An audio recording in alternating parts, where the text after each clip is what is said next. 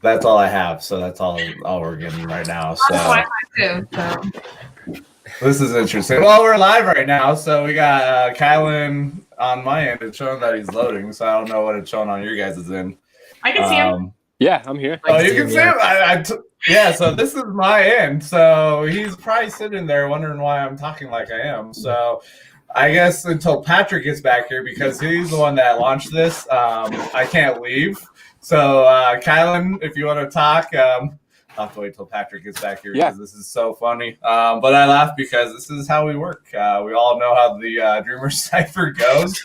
So it's imperfect action, and you got to love the Wi-Fi out here. So this is a good time. So hopefully Patrick hurries up. If not, you guys will be live and be leading the show by yourself for, I would hope, 5 minutes. We'll see. So all right. While we're waiting, go ahead, Sol. I'll have you introduce yourself a little bit, just kind of who you are and your background. And I know you were on the Dreamer Cypher last week, so you had some comments that you were making. So I was not on the Dreamer, I was not on the live stream. I was just, making some comments here and there, just like a little dabble here and there. Don't be putting me on the spot like that. My name is Sol. I consider myself a Colorado native now. I've been here since 2004. I grew up in Mexico and then moved to Colorado.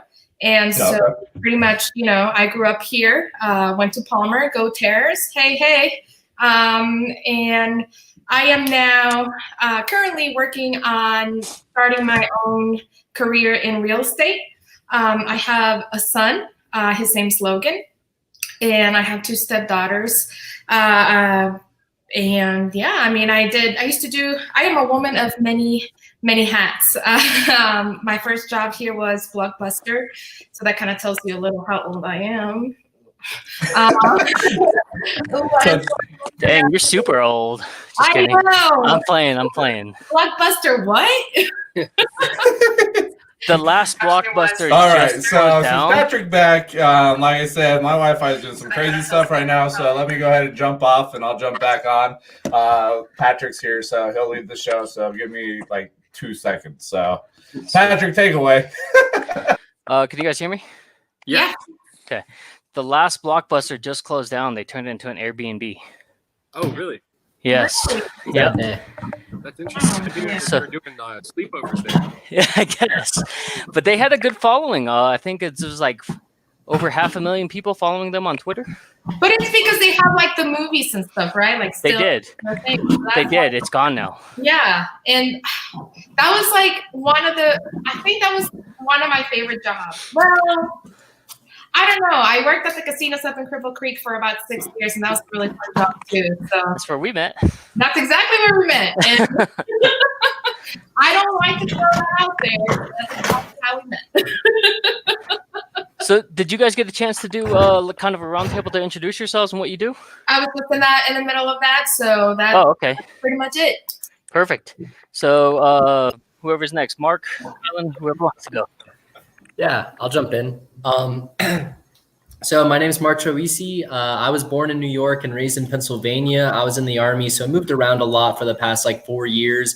And I came up here originally in January to do a Microsoft program. I thought I was going to be getting out of the Army doing some IT stuff.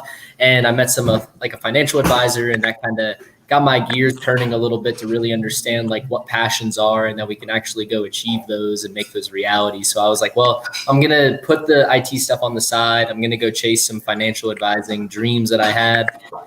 But I realized that my heart was really in helping transitioning veterans. So I was on LinkedIn all the time, just trying to find all these transitioning veterans, finding ways I can help them. We were doing mock interviews, helping them build resumes, doing elevator pitches, the whole gambit and everything under the sun that I could think of that would really help them transition and find a job post-military career.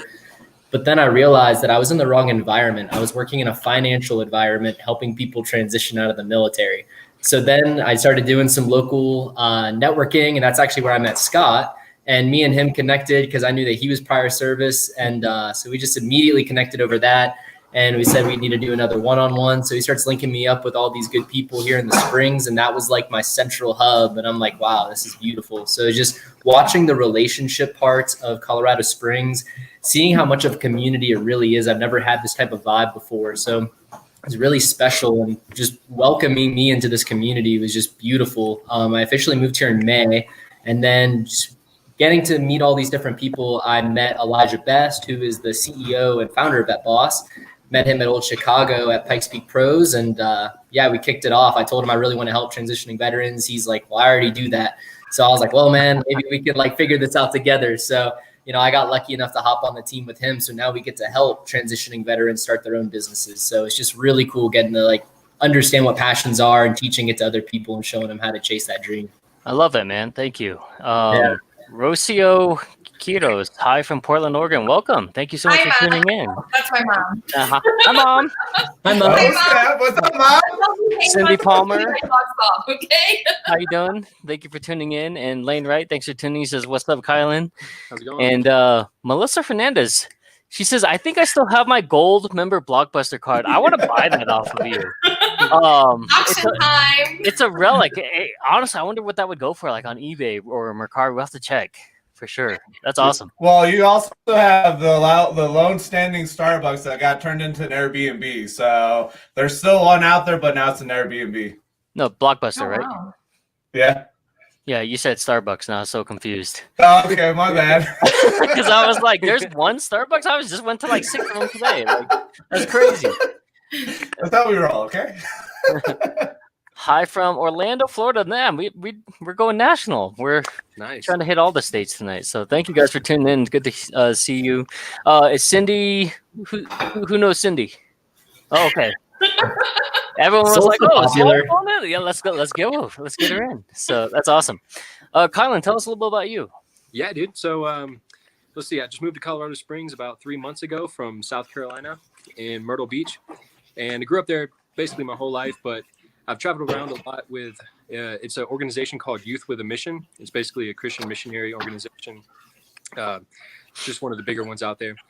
And so just throughout my time in there, I started developing just like a hunger to figure out what other people like to do. You know, I just was so curious of, you know, what other people's passions were, what other people just dreamed of doing, you know. And then just I would ask people all the time. It was just one of my favorite things to, you know, kind of start conversations with. And man, I noticed that so many people around me had a lot of the similar visions, right? But then I also noticed that none of them really knew that about each other, and were hardly working together on trying to create any of those things. And I just noticed a huge lack of unity, right? So just over the years, I guess, I've tried to develop an idea where I can, you know, further connect people and see if I can create teams and launch people forward into just a unified vision of some kind. And yeah, so I moved out to Colorado Springs and hope to just, you know, connect with some of the people. There's actually a YWAM base here. And so just kind of connect with some of those guys. They do a lot of businesses, missions type of deals. But yeah, man. Is that the one that's connected to the Kairos Coffee? Yes, that's it. Yeah. Okay. Love it. Love that place. Yeah, it's pretty cool for sure. Yeah. And so, yeah, I've done a lot of stuff. Right now I work at Budget Blinds, so just install blinds. But like today I worked, you know, 13 hours. So definitely gonna, move out of there.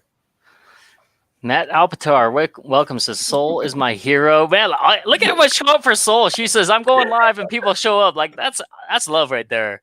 I know. I like legitimately have the best people. Like, they're like hands down my fans, and that's why, you know, surround yourself with the best always. Well, first of all, we're thankful for people stopping in and the support to see that for any of our people that show up on here. So that's incredible. Mm-hmm. And this is live, right? So feel free to post interactions, questions, all those different stuff, because what we want is we want to hear from you. We want to connect with you. And so, Scott, if you could just maybe give people a little bit and tell them kind of what this is about. Also, if you are live, just type in #live so we know you're catching this live right now. If it's on the replay later, just type in #replay. But, you know, Scott, if you wouldn't mind just kind of telling people, you know, what is the Dreamer Cypher?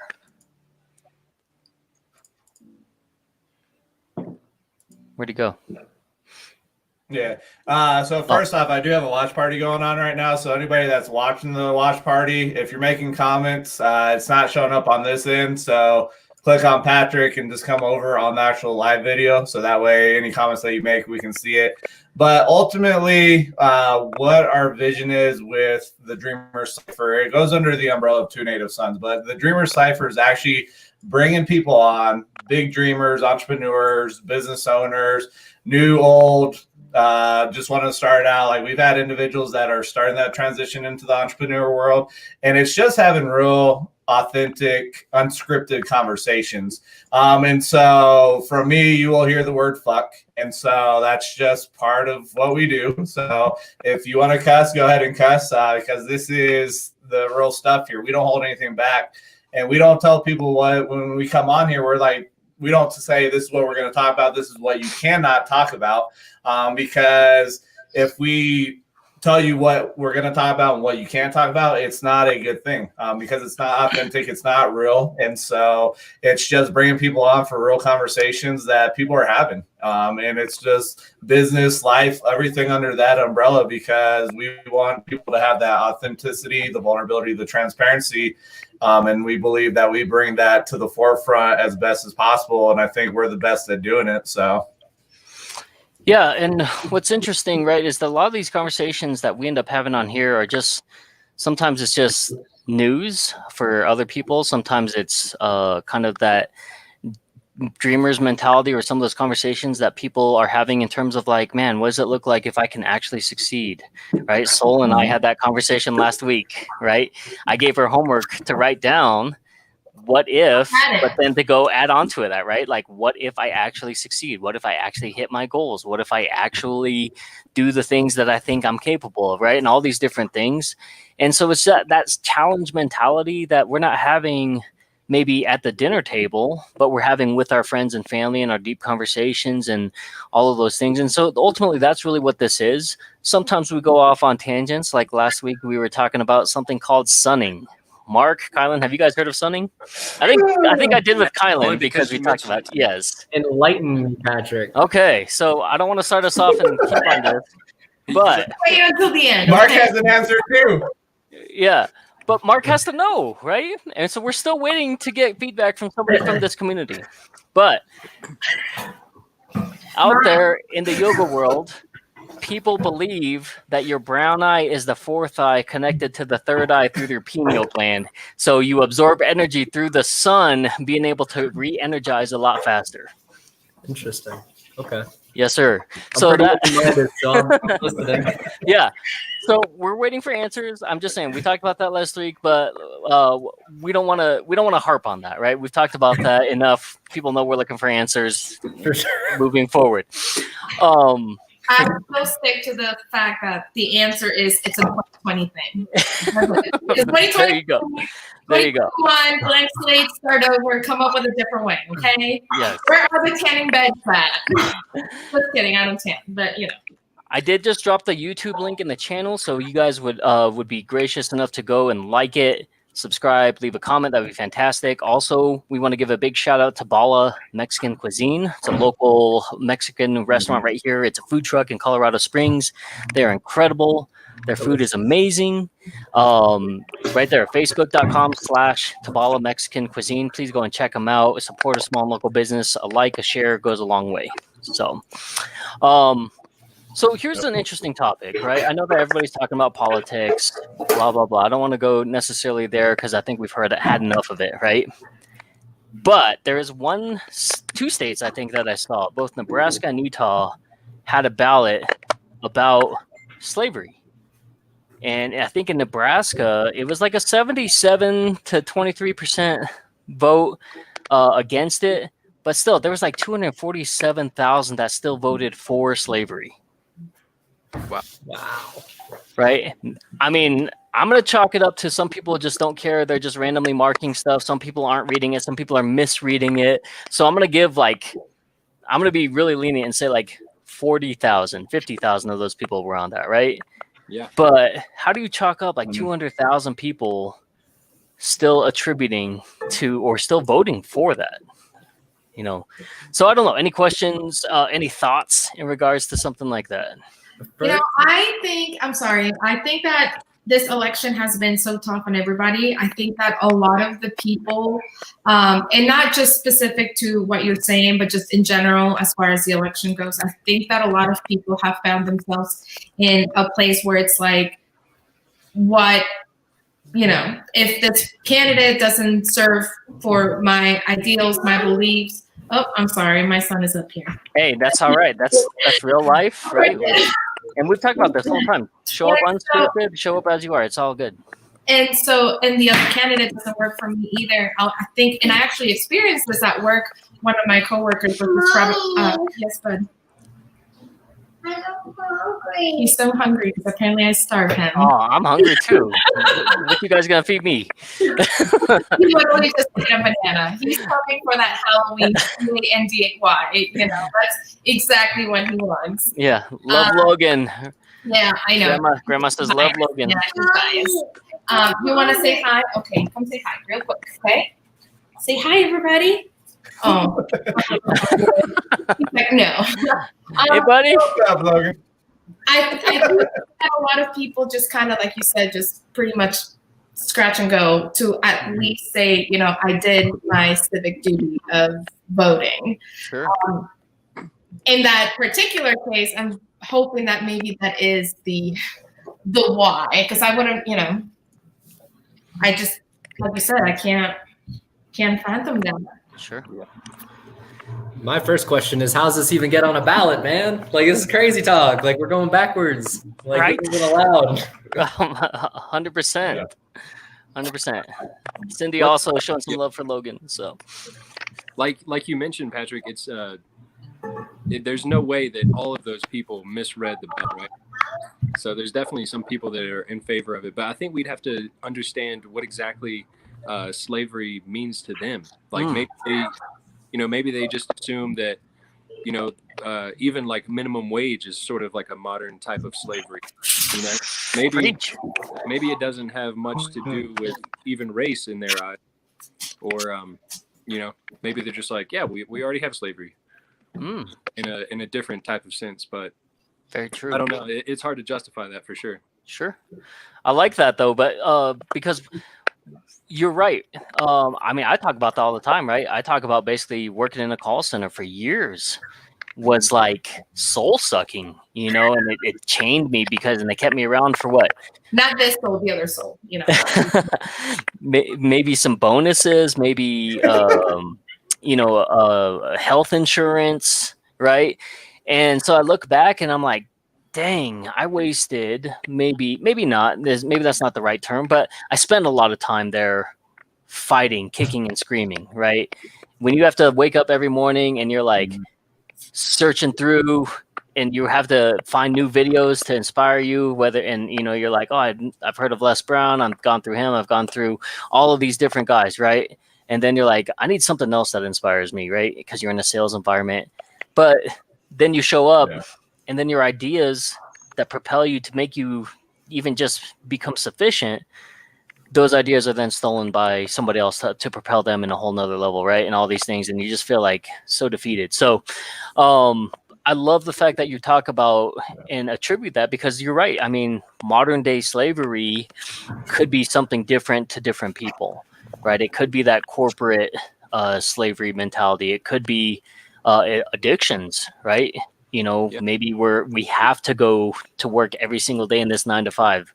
Maybe we're addicted to Facebook or social media is a form of slavery in some way, shape, or form, because I think it triggers in your mind, and if you've ever tried to take a break, it's really hard to stay away from, you know what I mean? So you're right. Understanding the context definitely can play its role in regards to some of that. So maybe understanding, the ballot. I just thought it was interesting because I saw somebody, and it wasn't just one state. It was Nebraska and Utah, I think, that both had. So it's multiple states, which is really interesting. So, anybody that maybe can follow up on that or anything like that, certainly. Cindy, she made a really good comment. She's like, a modern form of indenture servitude.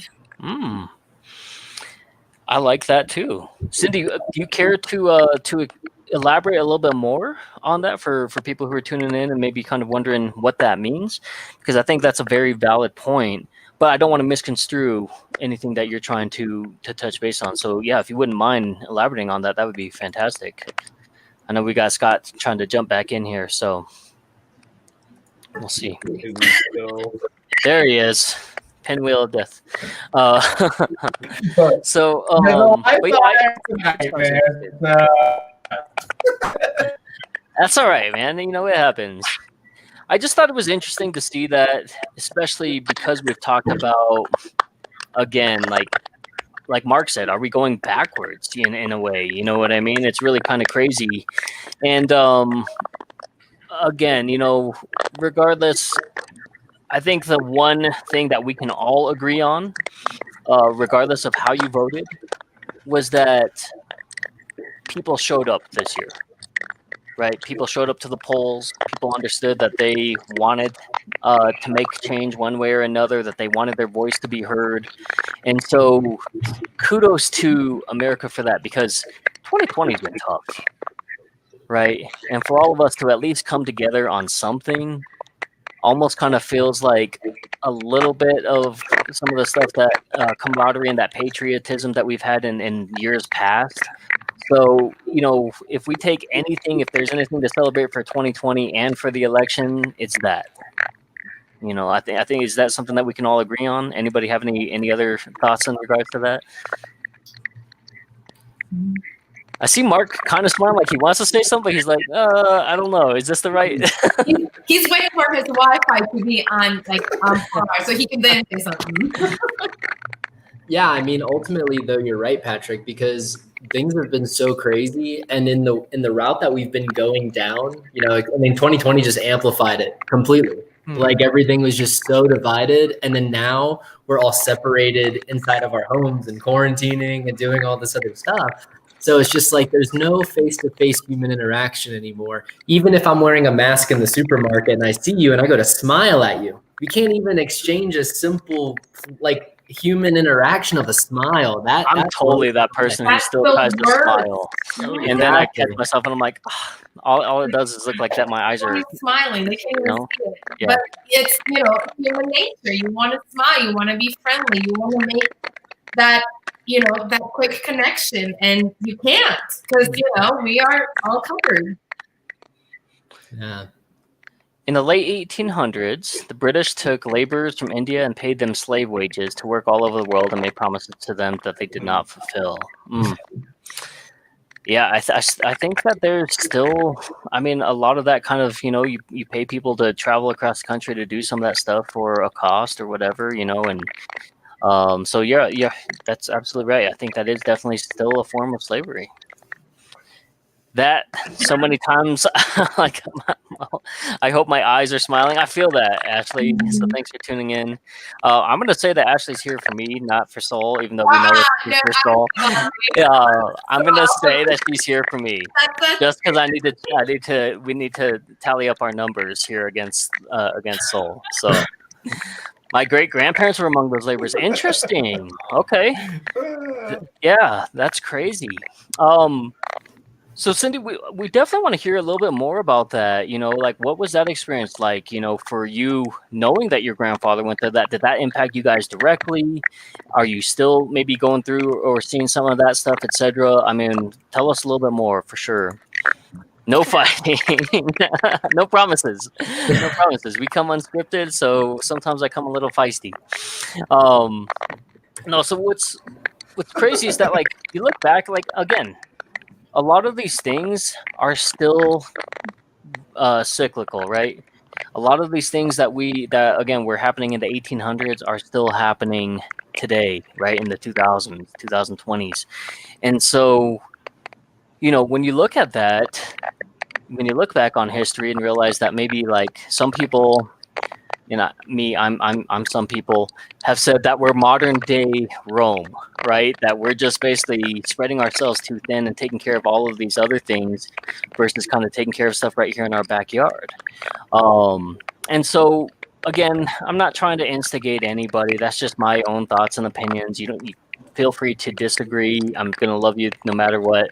But I feel like that, oh gosh, I can't remember what the movie was, but it was Jeff Daniels, and he's sitting there, and I think he's in the politics, and it's a TV show or a movie, but he's sitting there in the chair, and they're asking people like, what makes America the greatest country, right? And as a girl, she's like in school, and then you have somebody, and she was just like, we're not, but we could be, and then he goes into this whole speech, and I think it's that one that where he actually got like an Emmy nomination for it or whatever, but that entire line, it was just kind of like, I loved it, but at the same time, it made me so sad, to realize that it was so factual and it was so relatable and it was so real to everything that we're going through right now.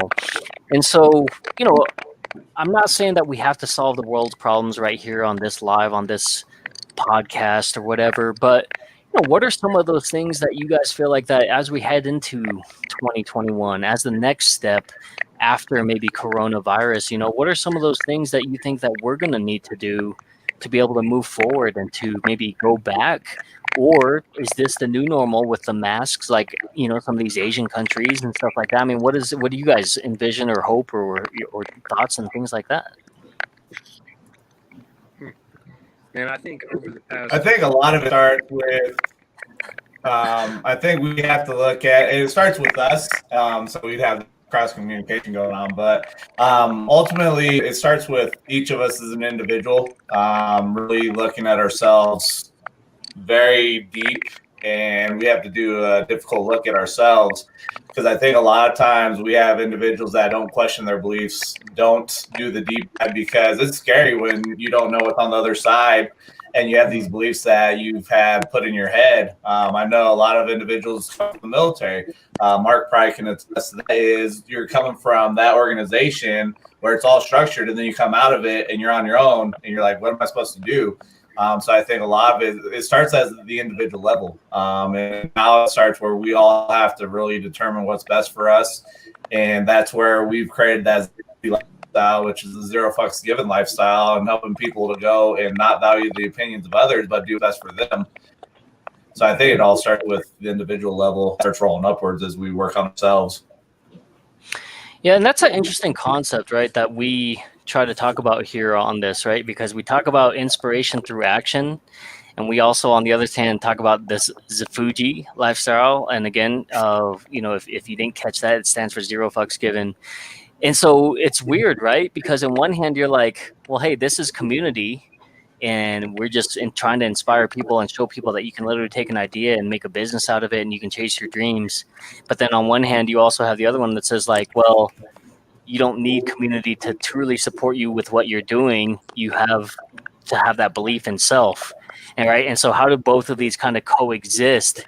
And I think that's where a lot of people are getting messed up with what we're doing, because on one hand, they see the community aspect.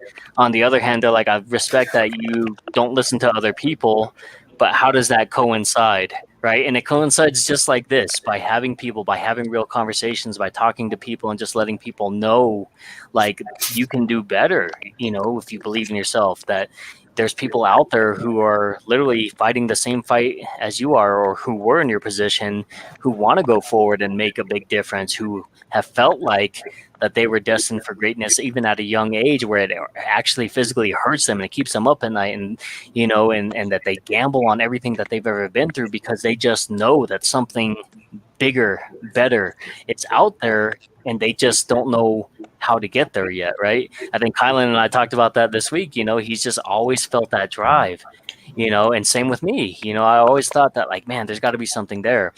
And so it's a weird space to be in when you feel like that. It's a weird spot because not many people relate. And then you don't want to tell people, because then you feel like you're a weirdo, and then you feel like that you're gonna disappoint, because you've seen a lot of disappointment, and so it's a weird spot to be in.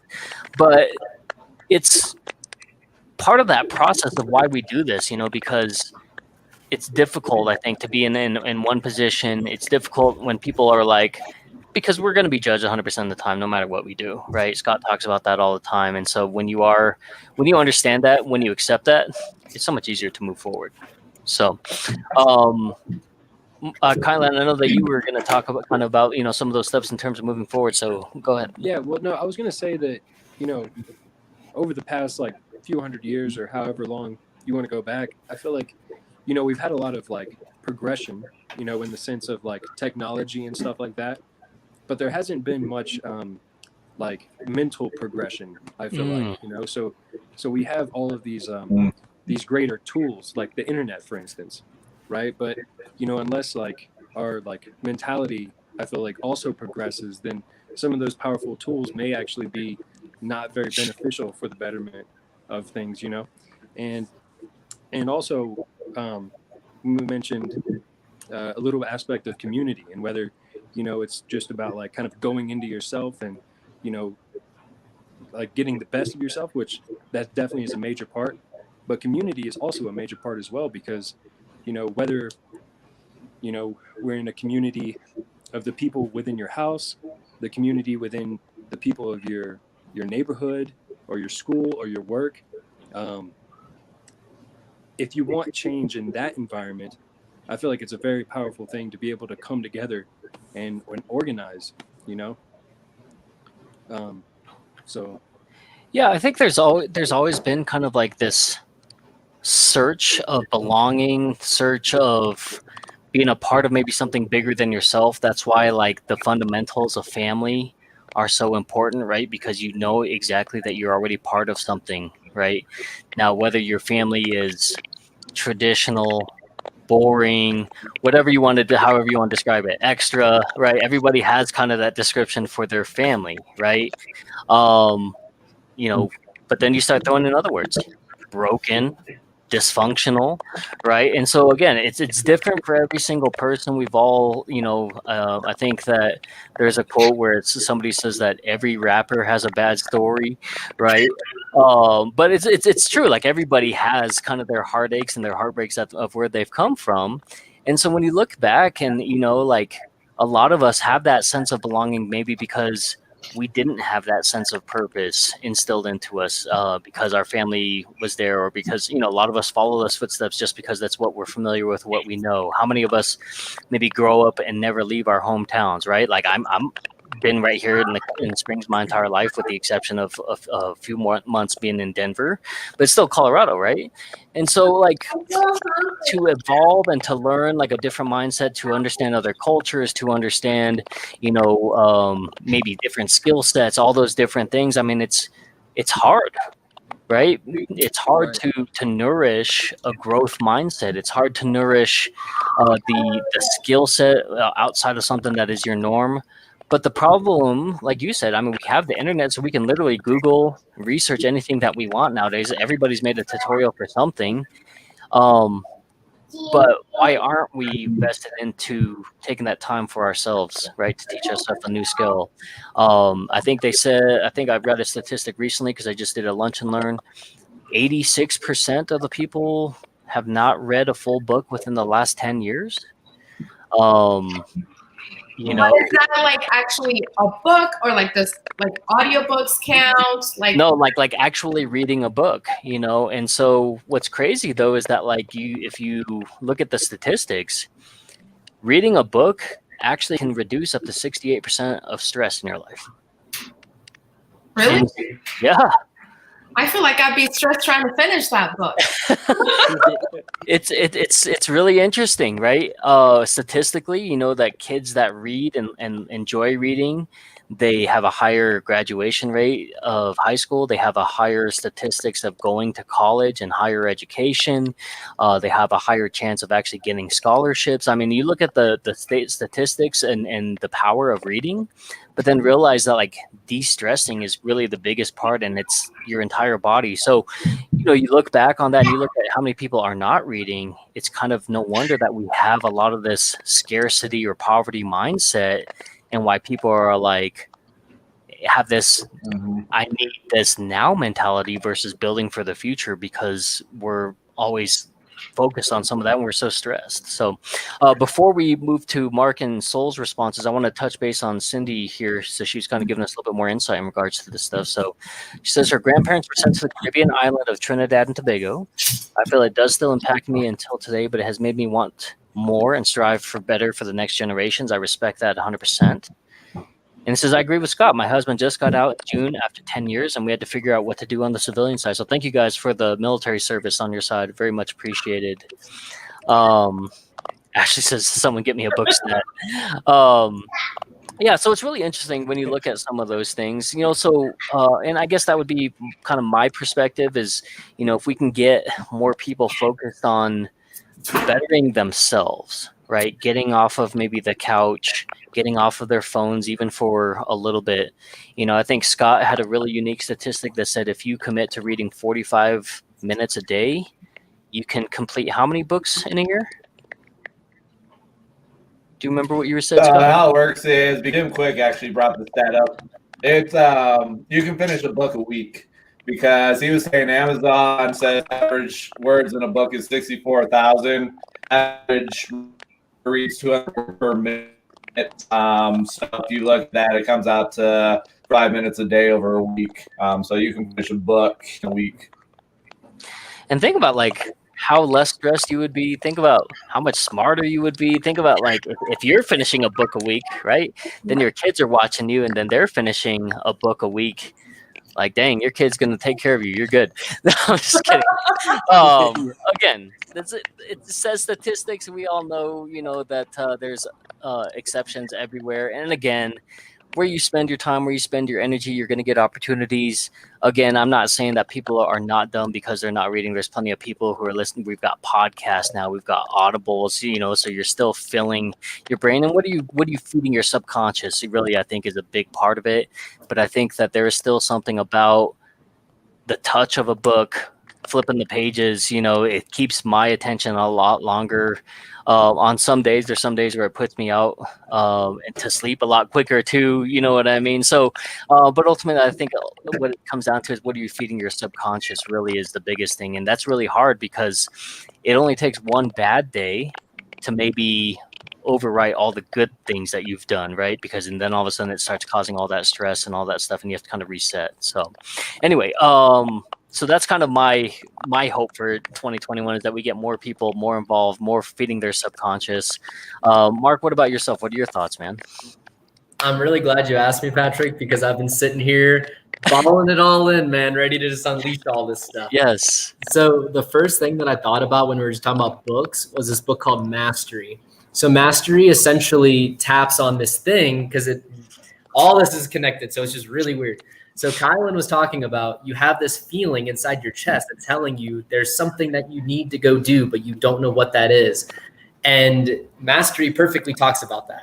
It just talks about we are all these X-Men with all these creative abilities and we're superheroes. We just don't know how to unleash it yet. So once you can find a way to actually turn what you love to do into a business and then be able to go help other people now go do that, it's just a mind-blowing process to watch it happen and to help other people do it. It's just really fun to watch because there's just all these really cool people out there, and you get to see people, one person, she's a vegan, and one of her parents actually passed away because of a poor diet. So she learned all this stuff about the colon, and now she gets to help women heal naturally that have IBS problems. So it's just you get to take your experiences and turn that into something where now you get to be the expert in it and you get to go help people. And this is the last piece, is that there were these 4 different stages of intelligence. So when you think about physical intelligence, that's our most primitive selves when we're just focused on food, water, shelter, and sex. Those are our main things right there. Then we start to think about emotional intelligence. I'm sorry, mental intelligence. So then you focus on mental intelligence. So you start to be aware of your thoughts. And you're man, I think this. Why am I thinking this? This exterior factor is contributing and it's making me think and feel different things. So then you get to emotional intelligence. And then you can think about the worst time in your life. And you notice you get kind of sad and pull in a little bit. Then you think about the best day ever. And all of a sudden you can change. And it's wow, I choose to feel certain ways based off of outside elements and internal thoughts and everything. So that's when we get to the emotional intelligence. And then the last one is spiritual intelligence, where now you have more of a calling. And this is why it's all full circle, because now you can think about that calling and you can now go help other people. It's not about receiving anymore. Now it's about giving. So once you hit that level of spiritual intelligence, all these blessings literally just start falling on you everywhere, and you just keep yourself open to them. And it's just a really cool process to watch happen. So as we And this is why it's even more connected. So now COVID focuses and forces us all to stay indoors. So you start to find all these people that are inside all the time, and they're like really harnessing in on that thing where it's like, man, like I have to go do something. I can't stay home anymore. I can't just, chill on Netflix anymore, Facebook anymore. I got to go do something. And then that's when they start to see themselves unleashing those superpowers. And that's when they start to hit these levels of emotional and, spiritual intelligence. And it's just fun because it's like, yes, there's a level of diversity and it's just pulling us all away. But then we're also seeing people start to like evolve in their own little ways internally within their homes. So I just start to think that we're looking at a major evolution going on. So I'm curious to see where everyone's going and what's going to happen. But yeah. Yeah, so Cindy says sounds a bit like Maslow. I really think that like everybody tends to hone in on just kind of maybe one of those, right? Yeah. Because you've got, talking about kind of like a giver's gain mentality, or being good at that one thing, right, and then being able to master that, to be able to move forward. And so I'm a firm believer that a lot of these books are essentially saying the same thing, but what makes them so popular, why there's such a need, is because people want to hear it from people that they resonate with, right? They want to buy into that story. And that's also part of why we do this, right? Like Soul's had so many people show up here, but they're still here, right? They didn't just show up to just say, hey, Soul, we appreciate you. Like, no, they're still here because they understand that like they want to support Soul. Hopefully they're tuned into the conversation. It sounds like Cindy's really kind of has a big understanding of some of the things that maybe it's resonating with her, and so what's awesome is that like you just don't know who you're impacting. You don't know who's watching, who's taking inspiration from you. Oftentimes it's hard for us to express that to another human being because we're always comparing our insides to everybody's outside, and social media has taught us to put our best foot forward and it's not okay to be vulnerable, blah, blah, blah. But being able to turn around and go to people and tune in and have, again, a target audience, or what we call a tribe, right? Seth Godin talks about having a tribe of 75 people, to be able to, anytime that you move and it goes with you, that you're going to be successful at everything. How many of us maybe only have one or two? How many of us don't have even somebody reliable that we can go to, right? So when you start to think about like, what does that look like? Then you have to start internalizing, materializing, like, is it me? Right? Do I need to work better at this relationship? Do I need to focus on maybe finding a different circle of people to hang out with? Right? Is it hard? It's absolutely hard to cut off people that you've known for years or people that have been a part of your life for a long time. Right? So I talk about all the time, like, I've been in insurance. I launched an agency 15 months ago. And I have some of my best friends growing up in high school, people that I've spent time with, people that, and they haven't ever given me a chance to run some numbers for them on insurance. Right. And that's crazy. And so part of me has to go back and like look back and say, am I not as successful as I could be because I'm not closing on my circle of influence? Am I not diligent enough, or is it because I've been too afraid to ask because people know me from a different time frame, right? And a lot of times we're judged off of that because some people refuse to see us outside of how they know us, right? So I've got friends from high school who are like, we used to mess around all the time and get in trouble. So they probably still see me as that same person, right? They can't see all the achievements. My sister-in-law, right? When I spent a lot of time with her, I was in this depressed state, laid on their couch all the time. And so she refuses to see that I'm a business owner, that I'm doing big things, that I'm connecting with people, right? She still sees me as that lazy brother-in-law who lays on the couch. And so, being able to maybe go back and touch base on these things to showcase people, that's part of that circle of influence that you have to realize, like, maybe that's why you don't have a tribe, because people don't have or haven't had the opportunity to get to see you for where you're at now, right? Or maybe you refuse to go back and let people know and update where you're at because maybe you are also doing the same thing to them, right? Because you remember that person that used to get you in trouble and you're like, oh, that person's probably still going to get me in trouble. So, it's that evolvement process that we have to understand and just realize that, like, again, we're 100% being judged all the time, including from ourselves, which is always hard. But again, those are the things that you have to take a look at if you want to grow your influence, if you want to grow your tribe, if you want to grow as a person. And sometimes it's really hard to go back to the past, but I think that being able to do that, the goal is always for your past to be proud of its future, right? And so oftentimes we have to take those hard steps and those deep steps to really go in there. Elijah Sexton says, really enjoying it. Thank you again for Well, I think tuning in. that you run into though too is that. Go ahead. Oh, Go ahead. Yeah, I have some feedback going on here, so 100%, Cindy, 100%.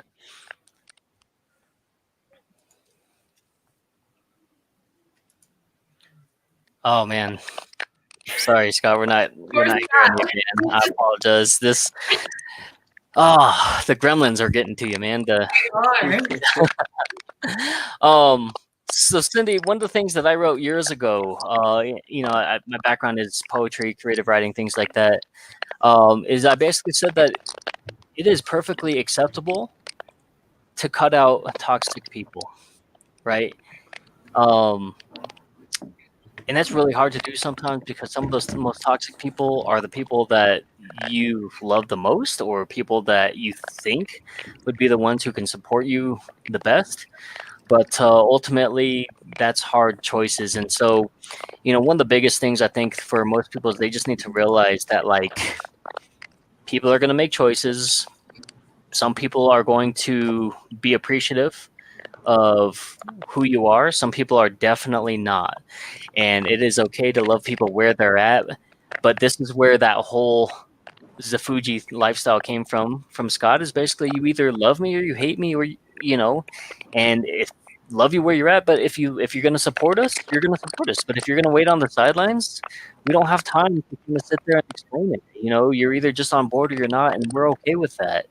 And so it's a whole different process than maybe this forced diversity and inclusion culture where it says, hey, you may not agree with that, but you have to like it or you have to accept it, right? And for me, in this business, like, I agree or I don't agree, but guess what? Like, I'm not wasting my time figuring out where you're at on that, right? I don't have to argue with you. I don't have to bring it up. People who want to get argumentative, see you later. And that's the beauty of what this is, right? And again, not everybody's in that position, but if you could get to that position, isn't that alone already worth like more freedom, right? Yeah. Being able to pick and choose how you spend your time, who you spend your time with, and all those different things. And so really that's what our business is about. The Two Native Sons is basically teaching people that you have understanding to give yourself grace, but also understanding how to harness your gratefulness. And there's a little bit of in between that we have to work on, right? But being able to showcase and teach people that it is perfectly acceptable to do things like cut off toxic people. It is perfectly acceptable to do things your way because you have the skill set of whatever you're passionate about, because you spent your time and your energy on that, right? So a great example is somebody who's recently gone through a divorce. Versus maybe a doctor who's talked about it and maybe they've gone to school for like the therapy part, right? And again, I'm not downplaying a doctor and all the education but they have behind it. But I promise you, I'm going to get more wealth and more knowledge if I'm going through divorce through somebody else who's going through it versus maybe somebody who's playing it in theory, right? So why does this person who's recently gone through it, why can they not necessarily be an expert because they've gone through it? Now, one thing that I do always question and basically let people know is that no experience is ever going to be the same. So your goal and your job, and just like any life or business coach, is not to lead somebody into different directions or what your thoughts and opinions are. It's always to kind of present different ideas and opportunities for that person to come to the goal or whatever through their own discovery, right? But being able to maybe, put some suggestions to things to try. And so, but again, I think that if a lot of people realize and stopped and realize that, man, I have a bigger voice, I have a really great sphere, I have a great support system, I have all the skills that I need to be successful today, man, what does that look like now when you launch your business tomorrow? knowing that you have that versus turning around and say, oh, well, I've got to go through and I've got to do analysis. I got to make sure I have the right money. I've got to do all this stuff.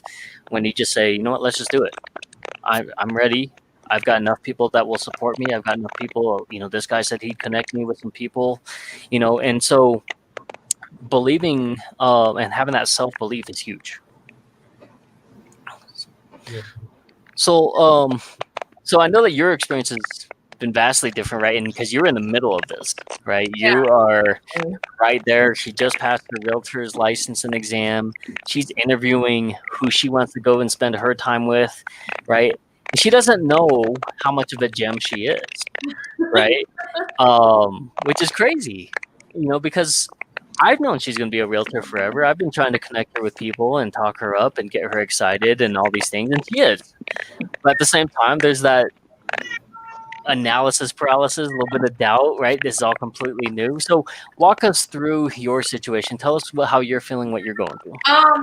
Gosh, it's been, not only 2020 has been a tough year on everyone, but really the last, a little year and a half or so has been just tough on myself personally in my, in that personal life, where it's a personal life aspect and trying to start, something new. And it's funny because my mom and when I was younger, just kind of like a quick story to tie it all in. When I was younger, we used to go on family vacations, and as soon as we would drive.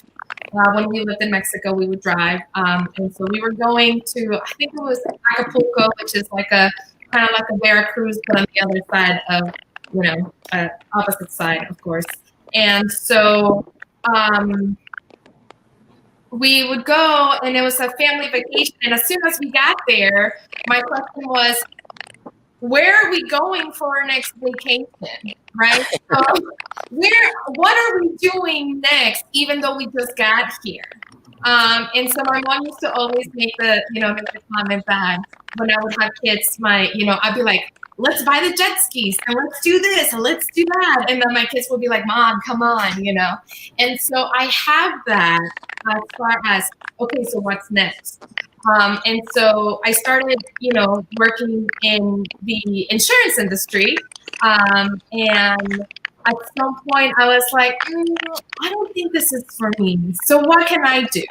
Right. And so focusing on homeowners and talking to people about their new home, their new purchase, I was like, that's it. I need to get into real estate. I bought my first home when I was like 22. And so it was just kind of all in there. And I was like, that's what I'm going to do. I'm going to become a real estate agent, and I'm going to be the biggest and baddest all in Colorado Springs. Right. And so I started, and my husband at this point in time, he was in Korea because we got stationed in Korea. And so I was by myself with Logan. And I was like, yeah, I'm gonna do real estate school super quick in 1 week and then test, and then I'm out of insurance world, right? That was my plan, because when I entered the insurance world, that's pretty much how I did it. We studied for a week, took the test, and then here we are, licensed agents, right? Oh no. And so it took me longer than anticipated. There was a lot, like I said, a lot of live events going on. And so finally, it was like, now that I am done, it's like, okay, well, what now? Right? Like, I already accomplished, I finished my school, I passed my test. What do I do now? And so, Patrick has been so amazing, and let me get you in touch. And even before, and I was like, let me just pass first. Let me pass. Like, I was giving him this pushback of, let me, just give me time, man. Just give me time. And so it's crazy, and I'm so excited. But yes, I don't want to say I'm a negative person, but I am kind of negative. I am more so the lack of believing in oneself, right? I think that a lot of us as human beings have that, and we want to be See my mom. She's the best. She's not biased or anything. But so I think that as human beings, we have that always fear of what if I am not enough? What if I am not good enough? What if this is not what I'm supposed to do? Right? And you pray and you meditate and you talk and you try to connect with people. And so I have been trying to make a better effort at being positive. And I've seen a lot of the things like everybody else sees in me that I don't see. And it's not just because I wear glasses. It's just, just who I am.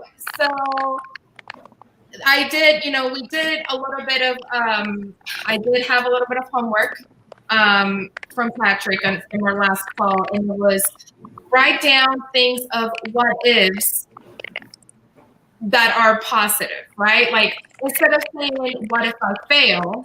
Or what if I, make it a positive thing? And so I want to share with you guys what if, that I wrote down, if it's okay. Please. I wrote, what if you're successful? What if you become the best you? What if all your fears vanish? What if you can give your family what you actually want to give them? What if you make the world a better place? And what if you start believing in yourself? So, like I said, I'm never going to be like, oh yeah, I am a friendly person. I will talk to people. But yes, I do have that. I would say that is more so of a downside of me being negative about myself. She says, why am I emotional? Right. Because I love you and you love me. Yeah. You're not Patrick. Well, and Ashley's in the same spot too, right? She's taking a leap of faith as well. And so, what's the next step really? And again, it may be hard to do so now, right? But I want you to remember this moment here because one, you've taken to share a big part of you that's really tough, right? But once you get to start filling out some of these questions in terms of like, what if I'm successful? And then you have an answer to write next to it. Then I can do anything that I want, right? What if I can actually provide for my family? Then I will have achieved one of the greatest goals that I thought that was possible, right? What if I actually hit my goal? Then I can set new and bigger goals, right?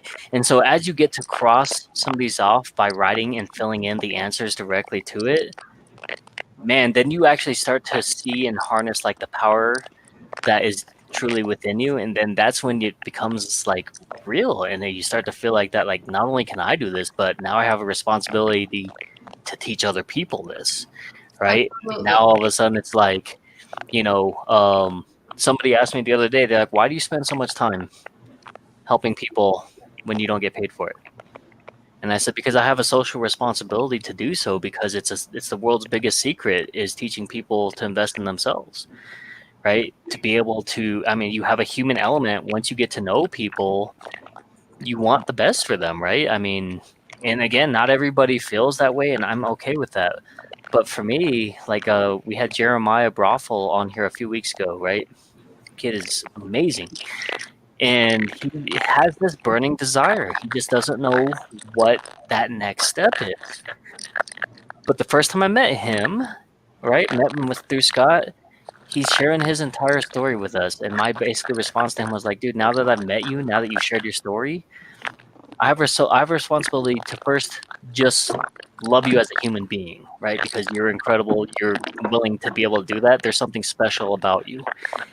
And I think I've seen him like two or three times in the last week because I've gone down to schedule my meetings because I just want to make sure that he knows that I'm there for him, right? And we don't have to have these long, deep conversations all the time, but just go in and be like, hey, man, I'm just here to support you regardless of what you're doing if you need to talk, right? And so how often do we come across these people where they want to just see us be successful, where they want us to be in position of, because they see something about us, and that's a rare thing, right? And so when I did that, I just had to let him know that how appreciative I was for him and his openness and his transparency. But at one point, he also turned around and asked Scott if we were angels, and I was like, "That's the first time anybody's ever accused us of that, right?" And so to understand that he was so enthralled, and that was so pivotal, such a pivotal moment for him, you know, in despite going through all of these different difficult times and trials and stuff like that. So it's, you know, understanding that you're building something, right? I mean, the statistics are there. You got to be 10,000 hours into something to be a master. I think Garrett had something up here that says that you can be considered an expert matter, and when you read 6 or more books on a particular subject. So he's saying that Scott might know, but again, where you're spending that time and energy, right? And for me, it's building. You know, I'm building a tribe. I'm building people who basically understand that, like, look, it's this triangle, right? And the closer that we grow together, the closer that we'll hit the top, right? And it's going to be an enjoyable moment when all of us are able to be at the top together. And that's really the community and the tribe that Scott and I are really trying to build, is just let people know that it doesn't matter where you're at. It doesn't matter if you've been at the top, if you've been at the bottom. You know, we want to put everybody all in this one big group, and we all want to rise together. We all want to support each other and build each other and hold each other up. Yeah, definitely. And I think that's one of the biggest things you see all the time, you know, women empowering women or men empowering men. And yeah, I mean, that's great. Don't get me wrong. But why are we being selected on who we empower? Let's empower everybody. Let's empower all of us, because what do you have to lose? You have literally absolutely nothing to lose. Right. And if anything, like you're saying, you have so much to gain. So let's not pick and choose who we empower. You know, let's just go ahead and empower and love and move forward. There's no better way to do that than together. Sure. And again, I feel like people are called to different things, right? You know, like me personally, I would never have been as apt to understand my industry and how much of a discrepancy there is between women and men who are in finances. The average person in the financial world is 59.5 and Caucasian, right?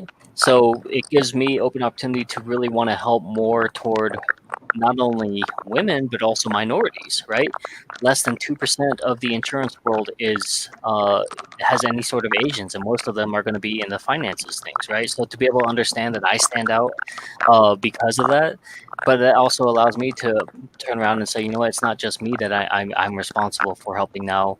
It's other people in my industry who's represent that, and if other people want to get in there, you know, because it's not been traditional path for them, I have to be that example, you know. So, Scott, let's see if we can get your audio in here, man. Can you hear me? Yes. All right. So, hey, this night's been all wacky because right now I'm on my phone and the screen's frozen, so I can hear all the audio. So, which is a good thing. Yeah, you're But I think. So. Yeah, okay, so this works out, so it's just frozen. So if I'm over here doing some funky stuff and you see me doing it, it's just because I don't know what's going on, so it's good time. But what I was trying to say before I had to jump over to my phone was I think a lot of times we run into the issue that our closest friends and families have this predisposed idea of who we are as individuals. And so it's a tough thing to combat that because you're dealing with something that's been ingrained into them. They've been jaded, and so they're going off of that. And so I think your biggest advocate could be individuals that are outside that circle. And I don't know how many of you see that and whatnot, but I feel like I have a lot more connection pieces with strangers than I do with close friends and family sometimes, which is very unique. But I think it's the other piece too, though, is this process with what we're doing. Like, so let's talk about the empowerment piece with guys empowering guys, women empowering women. I think what we're doing is just bringing a level playing field to everybody and honestly playing no favorites. So we got to do big things. Yeah, I think that's a solid point, right? It's not always going to be 100% that you're spending time, you know, and again, it's that human element, right? I think social media has done a really great job of dividing and putting us into different boxes and whatnot. But, you know, I think that shoestrings fit on all shoes, right? So, It's really interesting. I was going to say something if I can. Yeah, go ahead. But even a while ago, Mark was talking about, when you get to that sort of spiritual intelligence where you just want to help other people, right? And Patrick, you've mentioned that people have asked you, why do you want to help other people? And anyway, I just started thinking that, I feel like there's a nice balance of, allowing people to kind of pour into your life and invest into you. And 100%. And also at the same time, when you have the ability to pour into other people's lives and invest into them, it's sort of just like, it's like a refreshing process, right? Because, if you have just, like, if you're the one consistently pouring into other people's lives, then, eventually you may get a little dehydrated, if you will. Or if you have just so many people pouring into you and you don't have the opportunity to pour into other people's lives, then you just kind of start to feel like, like, okay, I need to use this stuff that is given me, Yes. And so that even goes back to kind of cutting the people that we deem as toxic out of our lives, right? Because maybe we're in a situation where there's just nobody that's able to pour into us or invest into us, and we're just surrounded by people that we're pouring into. And so even if they're not toxic, it still is exhausting over time to be in that environment.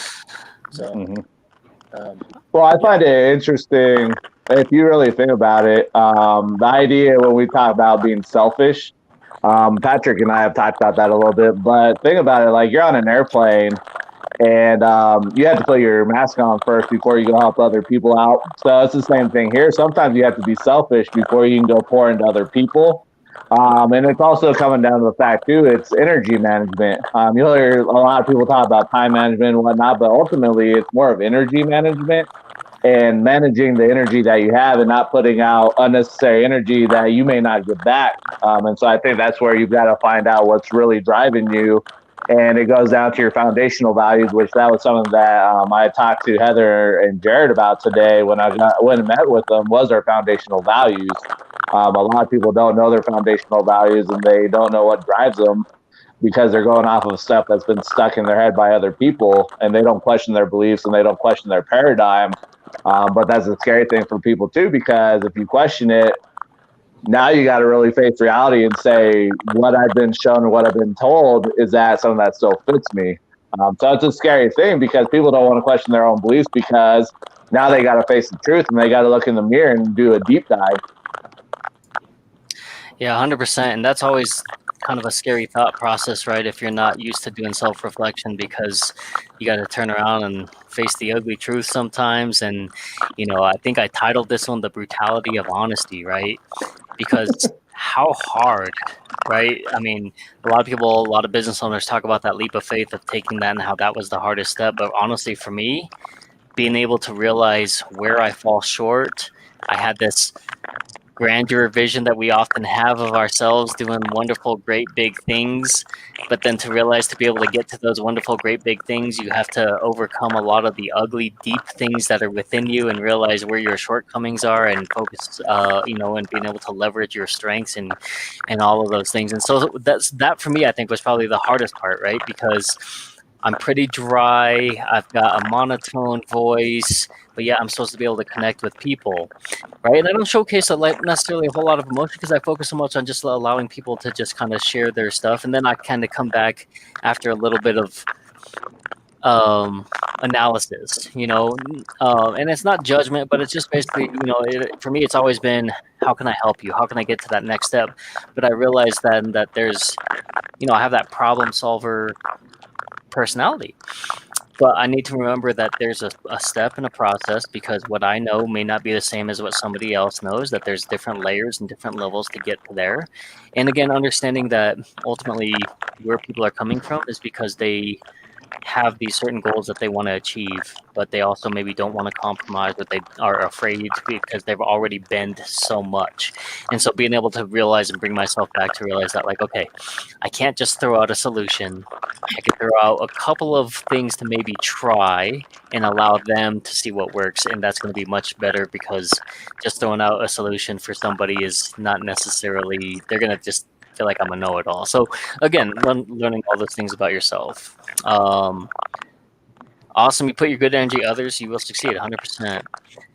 So what's crazy about this segment is that it goes by so fast, right? Every single time, it feels like we only get like 2 or 3 questions. But I do want to do a quick roundtable, and I'll just go kind of in the order that I have it here on my screen, starting with Soul. So first of all, just kind of tell us a little bit about how your experience was here on the Cypher. Are there any future topics that you think that you might want to come back and talk on? Maybe you hated it altogether. You're like, I'm never coming back. But and then where do you see kind of maybe the value in terms of like, is this something that you think that other people would be able to catch on to, and is this something that you feel like is going to be pivotal for you? Absolutely. First of all, I love being here. Thank you so much for having me. When I made that comment of I'll be there, literally all I know was I'll be there in the comments like last time. That was my I'll be there. That was my RSVP. But I mean, as far as specific topics, I mean, I just think that the beauty of it is the fact that there's not like we're not prepared, we're not scripted. So it is like the moment that question comes in, we can just bounce it, and it's real and it's raw, and it's like not about like how can I perfect it for them to see me this way, right? Like I just think that's brilliant, and so I literally love being here. Thank you so much for having me. I am more than willing to come back whenever you want me back. As far as topics, I'm easy. I can talk about anything all day, every day. Like sometimes it's like you need to stop talking so much because I am that person. Like I will tell you my life story. So no, I really thank you so much for having me. I really, really enjoyed it, and I look forward to being on the show and watching many, many more streams of this for sure. Absolutely. Thank you so much. Mark, same questions for you, man. Thank you so much for your time and just being here. Like I know we've only hung out officially one time, but I definitely look forward to connecting more with you, man. I just love the vibes and the vibrations you're putting out there. But definitely would love to hear about your experience. Thank you, brother. Honestly, it was pretty awesome. Won't tap too much on what Soul said, but basically just like the unscriptedness part is awesome. I've never really been in an environment like this. So it was cool getting to meet and talk with a bunch of other people. Just kind of getting to hear what everyone's thoughts are. I really like the idea of talking about abstracts and philosophies. So it's always fun to kind of dive into that with like-minded people. And you are who you surround yourself with. You are the sum of all you surround yourself with. So when you find yourself in between a lot of other dreamers and entrepreneurs, people that are out there doing big and good things in the world and giving back, I mean, it's just really fun, surrounding yourself with those people as well and kind of just see where it goes. Love it, man. Yeah, I love that we can come together, have maybe different philosophies, different walks of life, but understand that we're trying to build still, right? That the conversation isn't to destroy one another or to prove to somebody that maybe you know more. It's the ability is how do we take that concept and how do we make each other better? So thank you so much for being here, man. I know that you're just a blessing to anybody that you touch base with. So thank you for your time. Thank you, brother. I appreciate you so much. Absolutely. Kylan, how about yourself, man? Yeah, man, I definitely love the opportunity. Thank you so much for inviting me onto here. It's really extremely encouraging to be around people that, you feel like you share some sort of similar interest with, that, you guys are, I don't know you really all that well at all, but I already feel like a connection, right? Like a like-mindedness. And yeah, like I said, it's just very encouraging. For me, I feel like I've just been traveling the world, doing so much stuff, trying to kind of go my own way and do my own thing. I just felt alone a lot of the time. So it's just cool to see people out there that have similar desires as me, and they're not just, it's so cool, man. My mind's been going crazy throughout this conversation. Just like, with all the different things that I'm like, oh, dude, I want to talk about this and that, but Yeah, well, definitely, man. I mean, again, it's open, right, for people to just kind of come in and be real and be honest and just have these conversations, because honestly, like we have so much on our plates, right, and so sometimes it's hard enough just to find a place where you can digress and just allow yourself to relax. But why not do it amongst people who basically you can have real conversations with? Because this is a lot of the stuff of what we're missing in today's world, right? Everybody's texting, so we don't have a whole lot of conversations, right? And I think that's part of also why podcasts are so important nowadays, because people feel like that they have some emotional ties to that. But when you get a chance to actually just roundtable with real people on real topics, or just kind of maybe talk about what's on your heart, it's a really good thing. So, man, we definitely look forward to having all of you guys on here more for sure. We just, I know that Scott the whole time has been, I've seen him nodding his head with everything that you guys have been seeing. So, it means that you guys are just saying some great stuff. And I don't want to speak solely for him, so I'll kind of let him talk about it as well. Thank you, Rose. yeah. Thank you for everybody taking up the opportunity to I'll reach out to people at the last minute. Like Mark was at 4:30 today. But honestly, I'm grateful for individuals that take this up and don't have any really big questions, and they don't question it, because it shows that the people that we're surrounding ourselves with dream big and see big things. And so I'm just grateful for it all. And I'm grateful for Patrick, because what we're doing really just started at a park bench in a park late at nights. And now where we're at, it's exploded. And so I think Patrick may have some stuff to add here, but then the biggest thing for us is, as you guys are watching this, share the shit out of this, because ultimately word of mouth is what's big for anybody. And so it's share the shit out of this with people. That's the only way this is going to really grow, is by sharing it. And so word of mouth is very powerful. Once Patrick's done, we always have one round of pod deck questions. So I got some crazy questions tonight. Looking forward to that. Absolutely. So as we close up with these pod decks, just so you guys know, these are just random questions created. We don't necessarily know which ones we're getting, but we know that Scott got some new ones. But again, as he talked about, the only way that we're going to be able to get our voices heard even more is basically from you, as if you're listening. So I've dropped the link for the YouTube channel for you to subscribe. We have this coming out on the podcast as well. So all of these, you'll be able to revisit some of these things. But again, if you know somebody, or you yourself maybe are kind of one of those people who's on the fence, maybe you're trying to take your side hustle to your main hustle, maybe you want to fire your boss, whatever it is, our goal here at Two Native Sons is really to get you to that next level but again, understanding that we're going to teach you how to have that grace in yourself, but also how to tap into that gratefulness. And so we have had some people tap into us and say, hey, how do I go next level with replicating my business, right? So we're helping them and teaching them how to do complete trainings and how to replicate that. So there's nothing that is too big or too small for us to be able to take on. We teach a lot of culture. Culture coaching is really what we talk about. So we're going away from that diversity and inclusion, but more piece that starts from the top and trickles down. And so again, our goal and objective is to help people. And so we define ourselves as a social impact business. So again, share this with people that are struggling, people that share those with those people who are doing the essential oil lives, right? Because we know that they're trying new stuff, the keto coffee, all of those things. Those are the people who basically really need to hear this, because they're going from one to the other. And again, those are kind of ideal clients for people who are looking to kind of go to that next level. That being said, let's go ahead and get into these pod decks, because these are hilarious.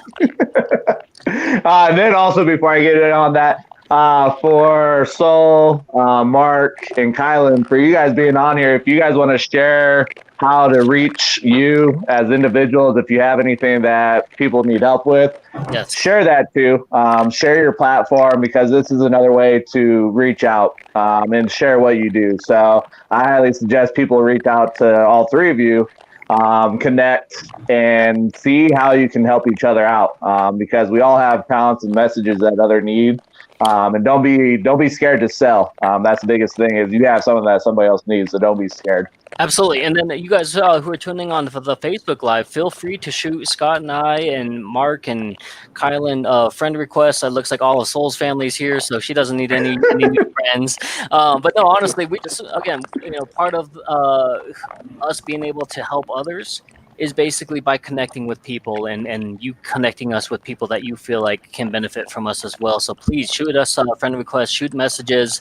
If you want to come in and be a part of this podcast, right? I think that Cindy would be excellent, right?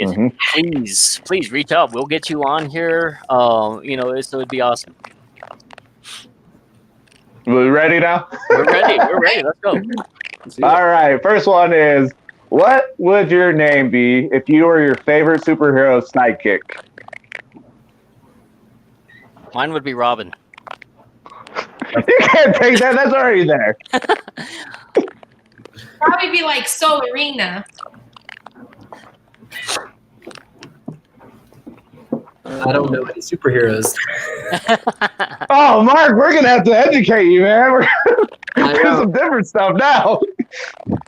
My Spider-Man is all I first got. thought was like Vision, right?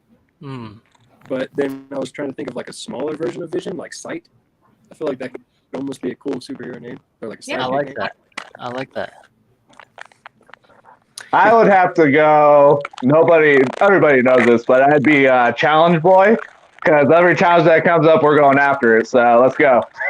I love it. I would love to connect and get help. Just open 2 new businesses here in Orlando. Oh, that's awesome. Congratulations, Cindy. Go Cindy. Go Yeah. Cindy. Yeah, we got to get you on here. We got to talk about that. And then, anything that we can do to help.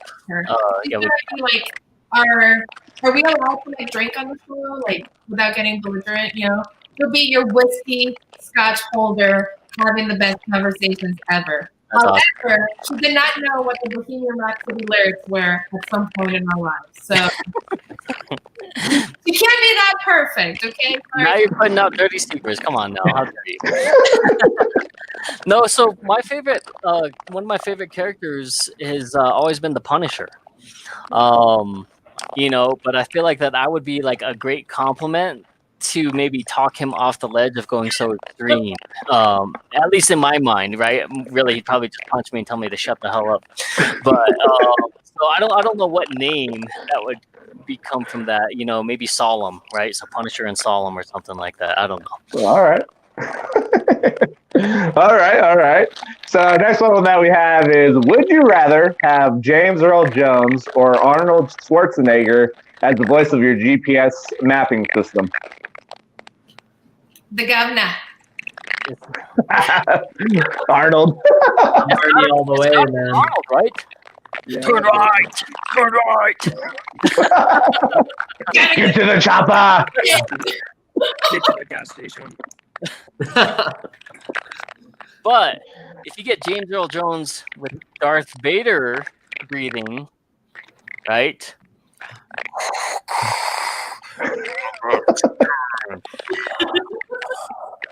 Right? Or if you made like if he has to readjust, he's like, or because you made a wrong turn or whatever, he's like, going to the dark side. You know what I mean? Like, so that could be really cool. I'm just throwing it out there. James Earl Jones, love to grasp people. So if you're giving me Darth Vader, James Earl Jones, hell yes, I'll take that. But you know what's funny? So like, I don't know if you guys have Waze or not, but they have like Oscar the Oscar the Grouch. Yeah, no, the Cookie Monster. It is hilarious because like you get there and he's like, "Oh, you got to your destination," right? And it's great for kids. It's awesome. But my friend, he's a home inspector, and he actually had it on there when we went there, and I was laughing the whole entire time. So I highly encourage you to download Waze, install Oscar the Grouch.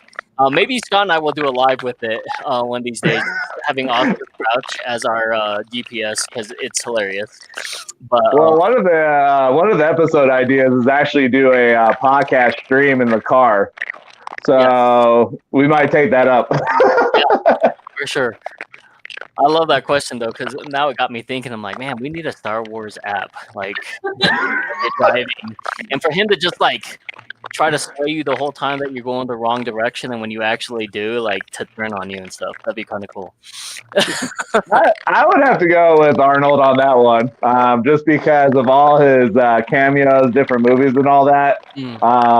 So I can only imagine how interesting that would be. That's for sure. But what about the who was the guy that was on Spaceballs? That Rick Moranis. What if we had Rick Moranis in there from his Spaceball character, then Earl James Jones? Schwartz? It could be. First Spaceballs. So count me out on this. I think it could be good, but I just don't think that it would top James Earl Jones. I think if Arnold gets it, I would love to see like when you get to your destination that he gives you that thumbs up, like at the end of Terminator, or that if you end up missing your turn and he starts yelling at you that it's not a turn.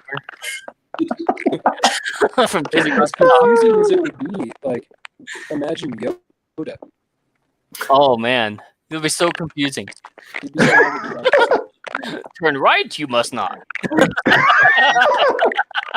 It would be terrible, right? Because he'd be giving you wrong directions the whole time. But oh man, That would be funny. All right, so then, these apps, I don't understand.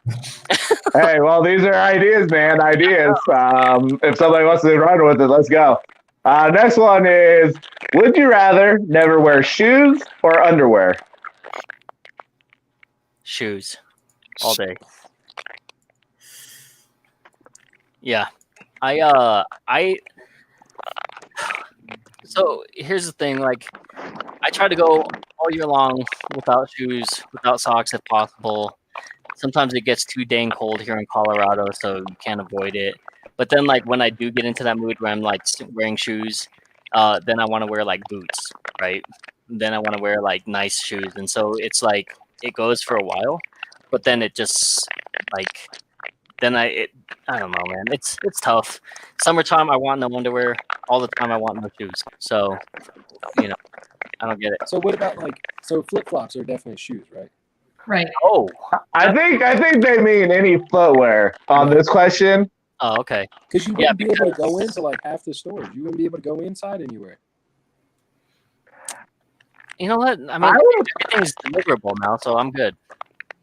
That is true, but I would have to have my shoes because like that's protection for your feet. So I would end up just go free ball. It's all good. So I would never wear underwear. Yeah, I'd have to free ball it too. I noticed Mark's like, man, we should have looked into this. Like, why did I say it?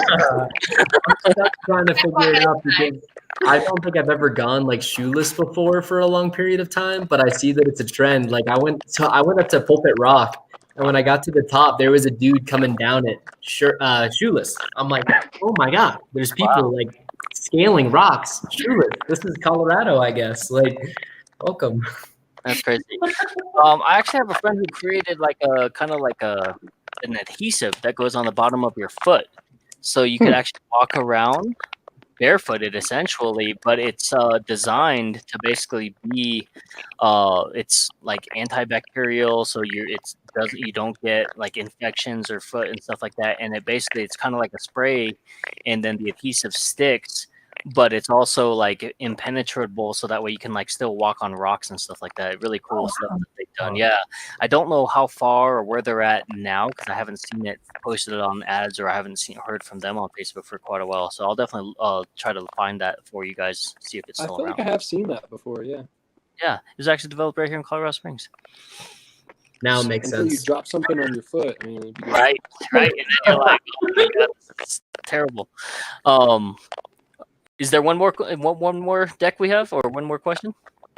Yeah, I got one more question. And so it said, would you rather create a song that sells 50 or 500,000 copies or impact 5,000 singers and bands? Impact. Yeah, impact as well. Because they're going to go out and they're going to make some major life changes out there for so many other people. So it's just like that ripple effect, I feel like. Mm-hmm. For sure. Yeah, it depending on the content of the albums you sold, though, you could be impacting even more people. Yes, buddy. 100%. Right. So I'm kind of thinking like I wouldn't mind being a one-hit wonder. because it's timeless and it's a classic. And you know, how many people are still maybe not inspired per se, but they still like the Macarena, right? How many people are Gangnam Style. you know what I mean? And so, I mean, they still get played and they have their little dances with it, like Tub Thumping by Chumbawamba, I think is still one, right? You know, How Bizarre, you know? So all the songs, like, I'll still listen to them, you know what I mean? I think Scott and I were rocking the Backstreet Boys and Spice Girls the other day. Yep. You know how it is. Yeah, so, you know, like, again, a one-hit wonder that people recognize. How many people in my impact? I'm sure it's way more than 5,000. Good or bad? I would go the 5,000. Just because by impacting the 5,000, they can turn around and write different songs that's going to impact a lot more people. So that's why I would go that route. But I can see, Patrick, the way you're thinking too. But for me, it's more of how many more players or bands can I impact that turns around and drives the impact out further to maybe people that I may never reach. Sure. Yeah. No, I don't think there's a wrong or right answer on that one, right? Because again, you know, I tell people all the time that even one person impacted, right? And I think that Mom is also saying that too. If you impact one person, you'll live forever. Yeah. So even if maybe that impact of one person is hitting them with the chancla, right? Mm-hmm. That's So I do have one more. Question. This one's off the wall, so just be prepared. Mom, you can log off now. Logan. All right. So the last question that we have is, if aliens attack, what will we do? Panic, buy toilet paper. Like, what will we do, or like, what will I do? What will we do as the world? What would we do? I would hope that Jeff Goldblum really knows what's going on. That he can save us once again. No, you know, I think there'd be a large impact of kind of what we see now. You have these people who are like hoping for a zombie outbreak. You know, because they are. Oh yeah. Well, look at how many people wanted to Naruto run Area 51. Yeah. Right? How many people signed up for that thing? Right? And the fact, like, so let me take a step back here. Ruin it. Can you imagine the guy that was sitting there in that defense meeting, all of these guys in their blues and their uniforms and their high ranks, to go out there and say, so let me explain to you what a Naruto run is, right? And the guy was like, he's like, so how is that different from a different run? He's like, well, they run really fast. He's like, but they do this. And like, you know, and just trying to explain from an anime perspective of what a run is, right? In this like defense council meeting, right? And so the guy is probably sitting there like, all these guys are watching anime. We probably just shoot them all anyway. You know what I mean? And so you imagine that conversation. But I mean, the sad part is that they had to have that because there was like 5 million people showed up who on this Facebook page. Wasn't Danny Trejo and some other celebrities were basically on there saying that they wanted to lead the charge, and I'm like, I've seen Danny Trejo in his days. There's no way he can Naruto run. But that was his plan, right? Is that he said he was going to lead it, knowing that people would surpass him, and then if it got to the point, maybe he could turn around and run back. So, but again, you know, the fact that they probably had to have a real conversation about like, what are we going to do if these people start running at us like crazy? So there's a part of me is like, there's a group of people that want to see aliens. They want to try and communicate with them. Some people are like, I'm done here, just take me. You know what I mean? We're going to have people that want to volunteer. So I don't know what we do at that point. I don't know if we just kind of like, it's 2020 and we've all given up. Yeah, pretty much. I feel like one of two things would happen. Like either